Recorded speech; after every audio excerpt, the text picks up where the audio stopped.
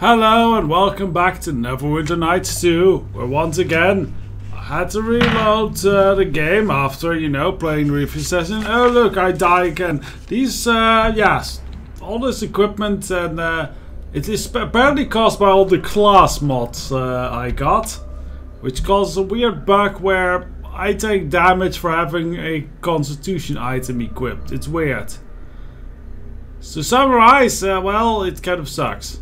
But I'm too many of the classes in now that I can't really go back. But any future playthroughs? Yes, class pack not worth it. It's fine at the early levels, but when you start getting like fancy magic items, it apparently starts breaking the game very much. So, Dream Coven, let's go into another dream sequence. Also, I am very, very hungry. But there's nothing really to eat. Oh, this is grey. But it looks familiar.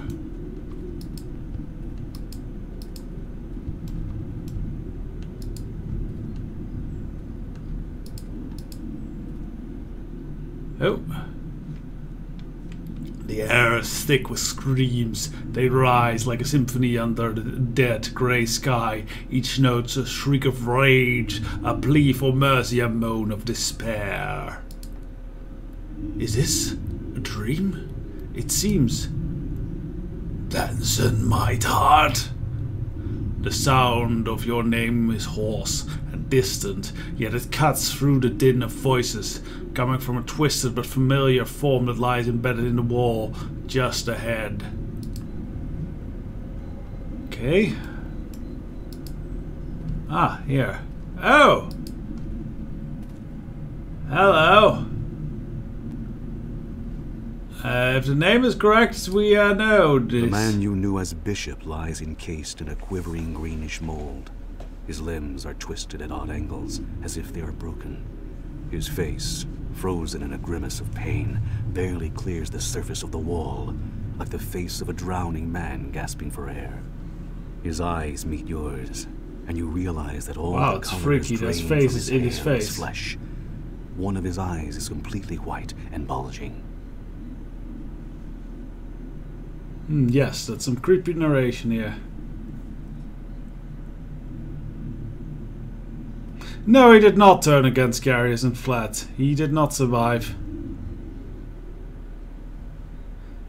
Yeah, we can be smug here, I think. Well, well, well. Quite a predicament you gotten yourself in, Bishop. What? This wall? I knew where I was going when I died. Oblivion is a finer bedfellow than most. Though on a cold night, with a roaring campfire and no words, I might allow for one or two exceptions. Who is this one? He speaks as if he knows you.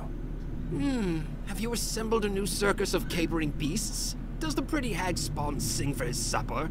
Or does he dance as well? He is as asshole-ish as ever.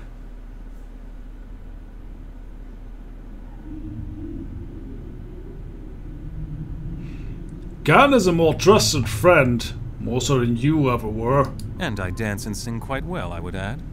More trusted than the man who opened the gates of your keep to a horde of undead? You should treasure that compliment, Hag Spawn. It is clearly heartfelt. At once, the wall shudders, convulses. The twisted figures trapped within cry out as one as the entire wall shifts. Limbs shudder, bones crack, and the greenish mold expands, covering faces, eyes, and mouths. The smirk leaves Bishop's face, replaced for one naked moment by wide-eyed fear. Can you hear it? In the screams.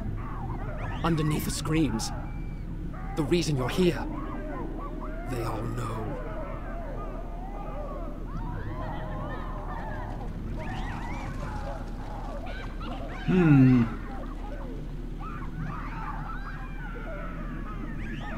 I think we are goody two-shoes, so there's got to be some way to get you out of this wall. No, I made this bed of mold and rot.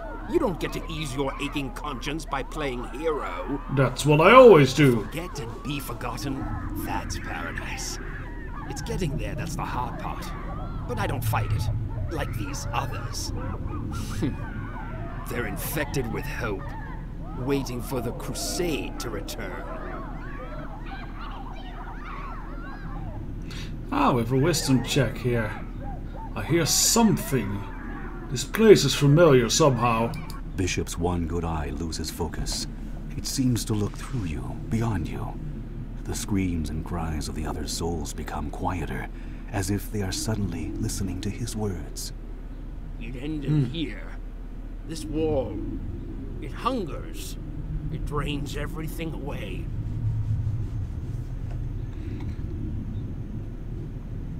Yeah, well, part of this is the voice actor, but yeah, there is actually also a reason why he sounds different.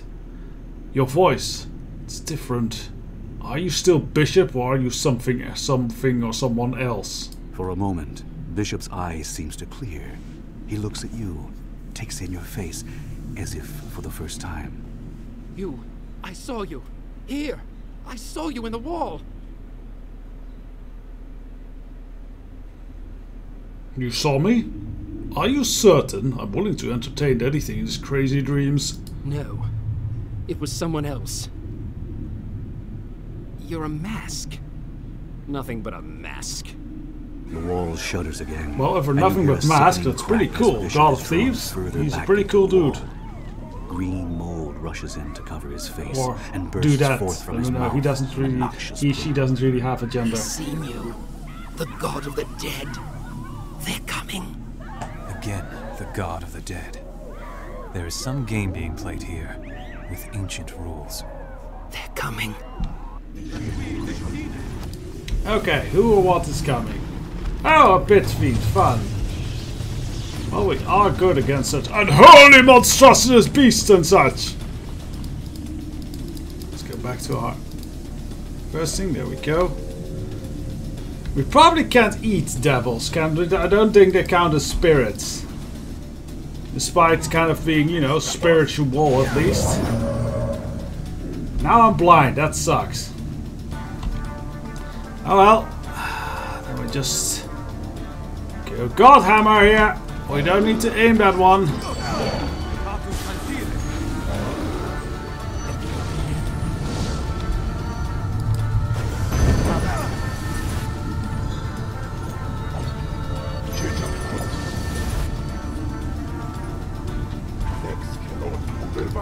Okay, I suppose we can unleash some divine fire. That might do something if we aim it correctly.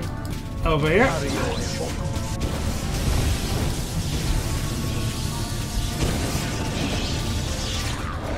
Oh, I'm stunned. That's not good. Yeah, I really want to snack on something that is, you know, not evil to do to get this damnable health and energy back.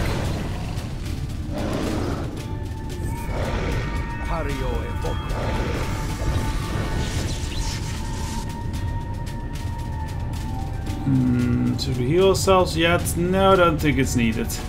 Guess we can unleash Battle Tide here.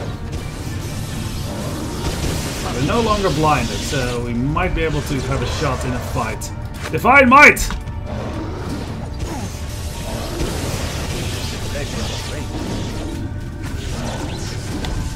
Let's see if we can hit this big guy.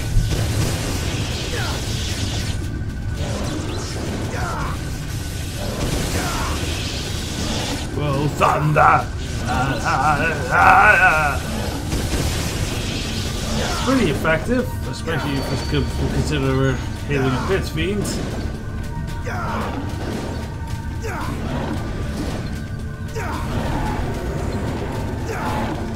Yeah, elemental damage not going to do much against the pit fiend.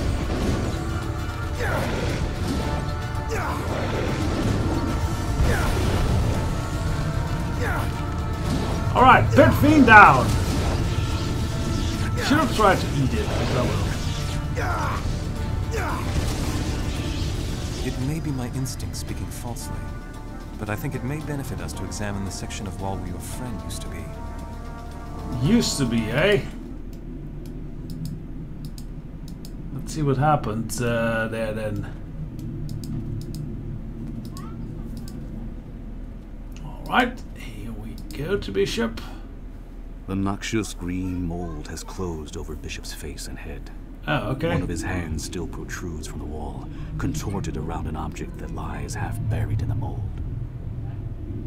Yes, let's pry the object free. You dig into the mold around Bishop's hand. The surface is soft, feathery, like moss, but underneath it becomes firm, with hidden barbed edges capable of tearing flesh or holding it fast. Ooh. At last, the object comes free. It is a piece of a mask, pale and maggot gray.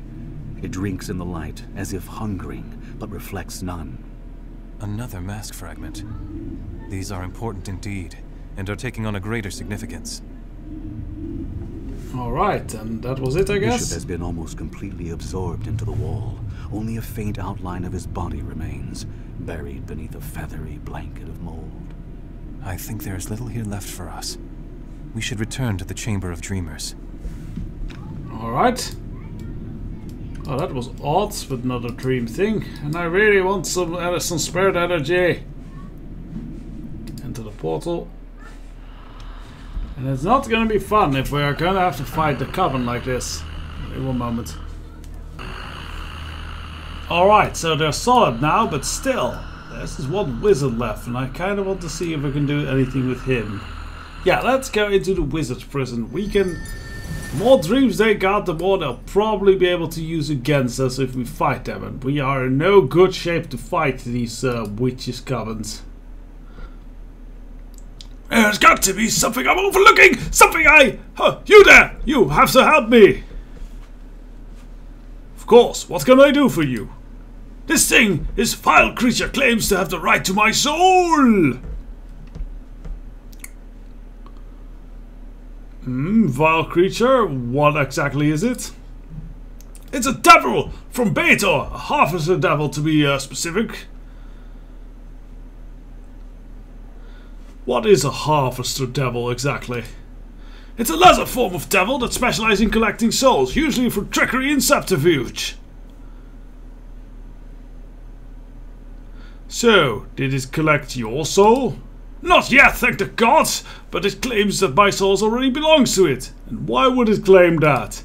Well, I signed it says it all in the contract that I signed. Wait, you signed a contract with the devil? No, I did sign the small agreement, oh, so yes, I suppose, yes. And what sort of terms are these agreements about? Not my soul, that's for sure. We simply agreed on a number of favors he would grant me if I did certain things for him. Favors, eh? Oh wait, this is not the Pokemon playthrough, never mind. Why does it keep doing me damage when I'm just talking? Curse hunger.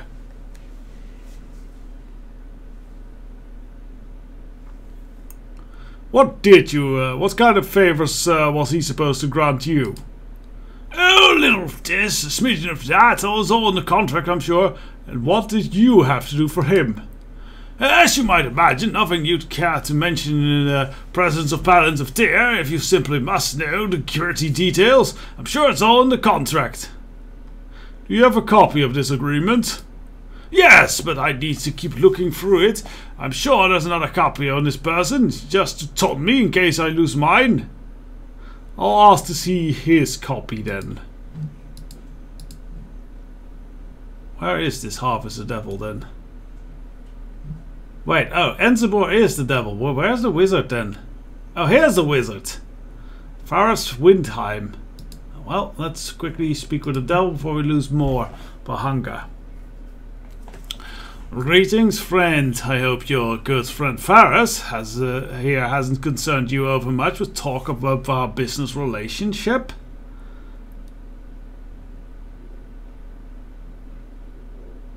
Save your honeyed word, monster. I know your tricks. Tricks? You wound me. I'm merely a merchant of sorts, conducting business despite anything this man has told you. All of it was a contingent on his agreement, which he gave willingly. You're no merchant. You're a fiend whose sole order of business is the corruption of good people like this man here. My, aren't you melodramatic today? And good people? You mean Ferris here? My dear mortal, if you knew the things I know about him, you would never allow such an appellation anywhere near him. Did he do these nasty things before or after he made a deal with you? Good question. To be honest, I don't know much of what he did before he met me, but he carried out the conditions of our contract splendidly. Do you have a copy of this contract? Of course, here, you may peruse it at your leisure. If you have any question about it, feel free to ask. What if I just ripped it up in front of you? What a rash thing to even suggest. Still, I'll have you know that that it's just a copy of the original, which I have stored in a very, very safe place. Destroying the copy would gain you nothing. Well, it was worth a try. Indeed. Do you have any more amusing things to say? Maybe I will after reading the contract. I look forward to it then. Do we get the contract into our inventory? Yes, okay. So, probably open that up and read through it.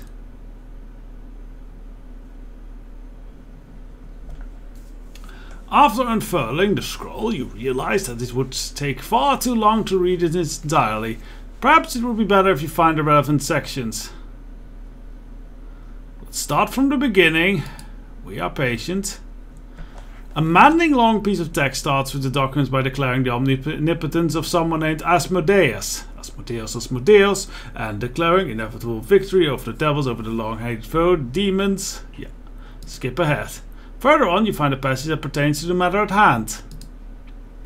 I, Ferris Windelhelm, do enter into a binding agreement with the devil Enzibur for an unspecified length of time. The terms of the agreement exist in accord with the tenets laid out by the Pact Primeval, which states that the text continues on for many pages, citing the document of some considerable importance to the devils. Find the part about the favor spoke for us bargained for. The section regarding the favors were granted is located a few pages into the document. A short passage prefaces the section, followed by a much smaller text than the rest, after which the favors explain themselves. Alright, preface.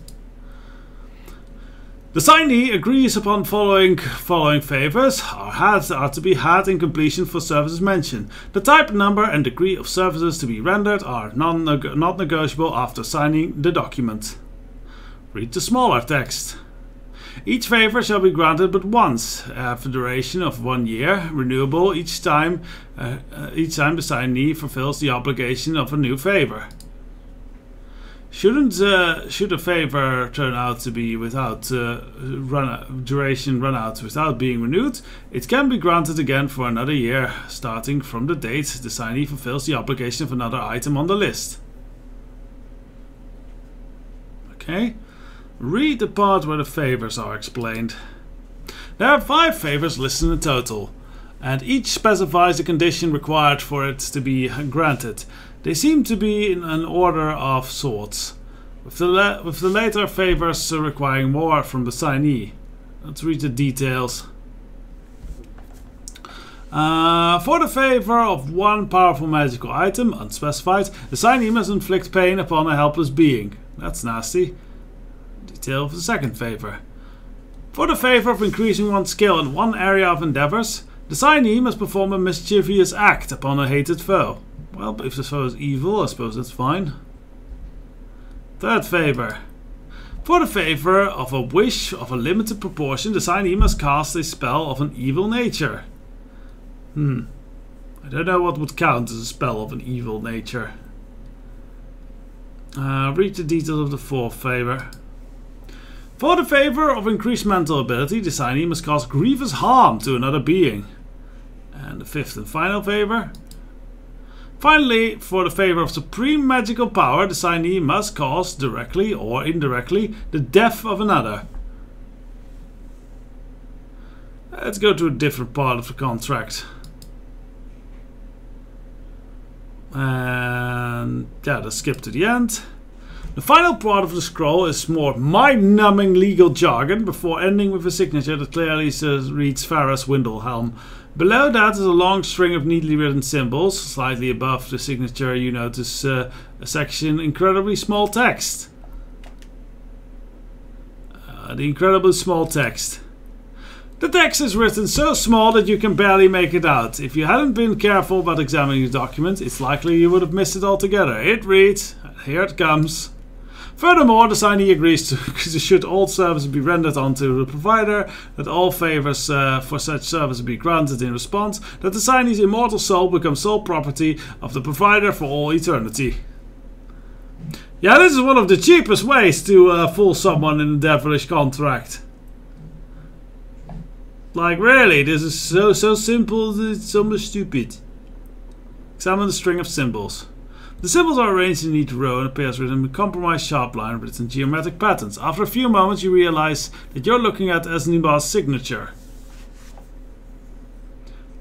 Skip to a different part.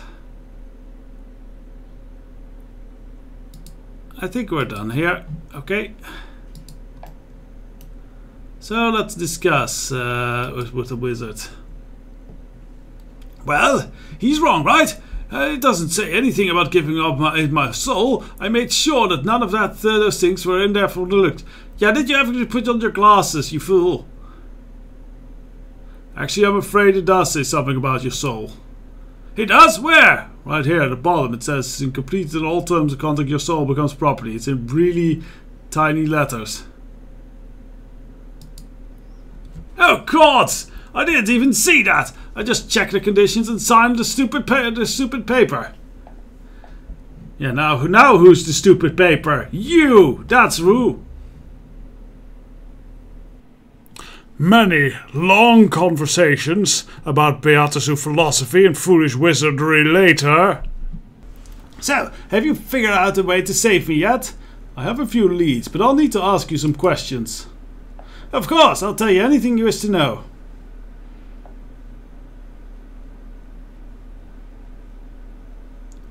Ansibo said that if there's something wrong with the contract, it wouldn't be binding. Think that angle might help us? I doubt it. You would need to have an exquisite eye for detail to find anything wrong with a maze of jargon. You can look, but I wouldn't waste my time.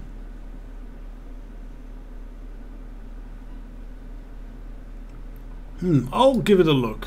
So I wonder. I know one way we can get us through the contract, but let's see if there's another interesting way to get through this.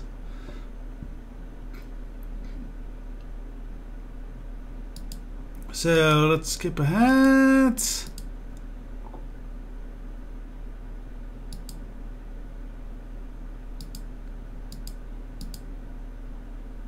Yeah, I don't think we'll learn anything of this. So let's talk about the favors. The contract says you had to fulfill all of the conditions in order to lose your soul. But that's just it. I never fulfilled all of the contract. I performed a few of them, but not all of them. Why don't we go over each favor individually? Yes, of course. We must be thorough. Go ahead and ask me about them. Alright, it says you needed to inflict pain on a helpless creature as a condition of the first favor. Did you do that? Sadly, yes. I casted minor cantrip at Ithia's rabbit familiar. Oh, how it ran. I'm not sure I want to save this guy anymore. And did you receive... when did you receive this condition? It was the first condition I fulfilled, since I thought it sounded the most harmless. Bastard. Did you receive a powerful magical item, like it says in the contract? If you can call it that, the next morning I discovered a tome of infernal spells at the foot of my bed. I can't even read infernal! Alright, different favor. He doesn't read infernal and he signed a contract with the devil! Boy, he's stupid! And kind of a jerk. Second favor then, required you to perform a mischievous task. Did you do that? I made one of Ifian's potions explode in his face when he presented it to old Galbum. He had been bragging about that potion for weeks. Served him right. Did you receive an increase in skill in one area of endeavor? Actually, yes. The following week I started noticing a change in my potion making. It began to come so naturally to me. Pretty soon I had surpassed Ithias. Master Galban even complimented me one day that what a fine potion I made. Wow, it only cost you your soul. Yes, it only cost me my... Ah, yeah, that's right. What am I going to do? Calm yourself, I have more questions. Okay, when did you fulfill this condition? Shortly after the first, maybe a day or two later. Alright, different favor. The third favor. Did you require you to cast an evil spell? Did you do that? No, I didn't. That's it. That's my way out. You hear that, Isabel? I never cast an evil spell, so your contract is nothing but scrap paper, ha! Master Ferris, do you recall that you summoned me to answer your question the day Master Ithias discovered us talking, don't you? Yes, because your other favors all vanished, you cheat! And you do realize that summoning a denizen of the Nine Hells would be considered evil in most circles, correct? Well, when you put it like that, I suppose... Oh gods, I did cast an evil spell! I'm doomed! Doomed, I say! Calm down. What? Are you mad? I mean, you are correct. I must not panic. Please, let us continue the questions. Did you receive a wish of limited power mentioned in the contract? A wish? No, I didn't. Wait. That must mean I have a wish left. That would make sense. I wish I'd never signed a contract. Did it work? Doesn't look like it. Hells! I must have already used my wish at some point. Any idea when? Not really. I guess it was not important right now. It was worth a try. Ready to get back to questioning? Sure. Right, when did you fulfill this? We already know that. So a year after the first two. Then the fourth one. Fourth one required you to grievously wound someone. Sound familiar? Yes, I suppose the Ithias acid bath incident would recount for that one. Did you become more intelligent, as it say? I have my doubts. Well, yes, I noticed immediately that things became much clearer to put together and to understand. Not that it helped, seeing as how I had to spend my onward life running for my life. And when did you fulfill this condition? I suppose I completed this one 1/5, however, as long as between the summoning of Enzebur and Atheist finding us. Right, now the last favor. Fifth required you to cause the death of another. You didn't do that one, did you? No, I never killed anyone, I swear! Did you become more powerful? It might be difficult to believe, but I wasn't always the fearsome wizard you see here for you today. A few 10 days ago, I still was an eager, inexperienced apprentice. Which means you would have received the rewards. The question is, who did you kill? No one, honest. I've never even seen a dead body, thanks, Talonvor. What about Ithias? You did say you hurt him pretty badly. Maybe he died of his wounds. Impossible. I checked on him myself before fleeing, and while the acid probably leaves lasting mark or 10, the wounds should not be mortal. What about Galban? Well, I certainly did kill him, although what happened was rather odd. Yeah, we already know what happens. He's casting a spell and then harumph. Did you cast any sort of spell on him? No, I was too scared. I wouldn't have done any good anyway. He would have swept any spell I knew away with a wave of his hand. All I did was cringe and wish he'd go away. Wait a minute. You made a wish. In a manner of speaking, I didn't quite say out loud, I wish my master would go away. But I did think it over and over and over and over at the time. It says in the contract that the third favor was a wish of limited power. Since Galban attacked you after you summoned Enzebur, you would have had a wish. You're right. Gods, I did it. I am responsible for the death of my master Galban, and he had friends, powerful friends, oh gods!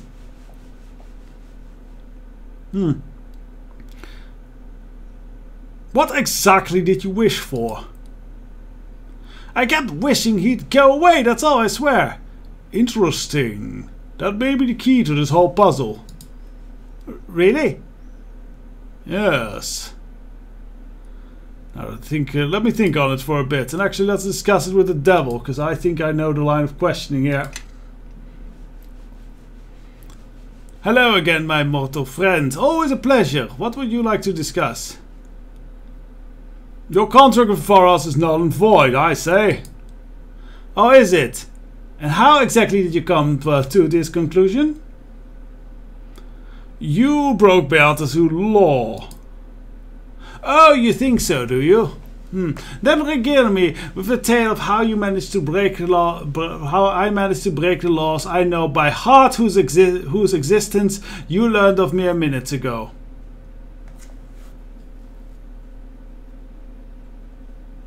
You claim that Frost fulfilled all the conditions of the contract on his own volition, correct?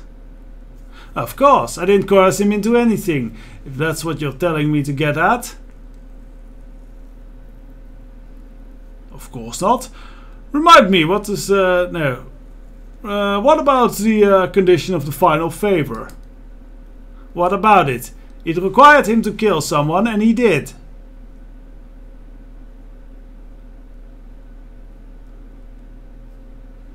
And what death did Pharos cause? Why, his master Galban, of course. I'm sure Pharos has told you about it.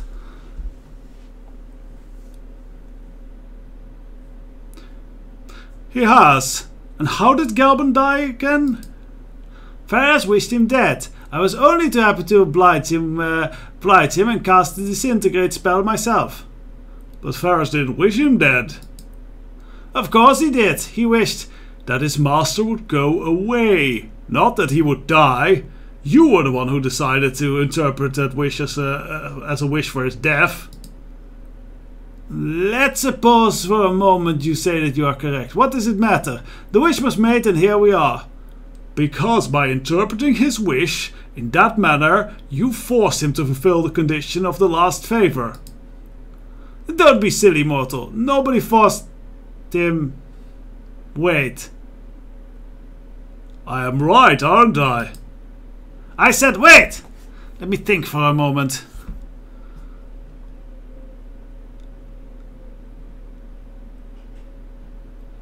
There's think all you want. You broke the law and the contract is null and void.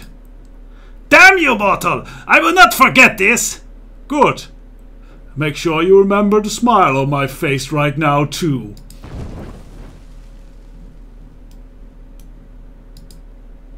Hello! What just happened? Is it done? Am I free? Indeed. Ansibol's contract with you is no more. Excellent! How did you do it? Really, I must know. He broke the law of his kind by making you complete one of the conditions of the contract. Really? Thank the gods you came along. I never would have figured... I mean, you saved me a great deal of time. Thank you so much. You're welcome, I suppose. Well, with that said, I really must be up. Thanks again. You are a terrible person. I hope you die in some other way, but that your soul doesn't go to hell. That is a nice thing to say. So that's the last bit of puzzle handled. Let's go back to the Chamber of the Dreamers. We have another Dreamscape portal, but we will go into that one next time. Till then, bye bye.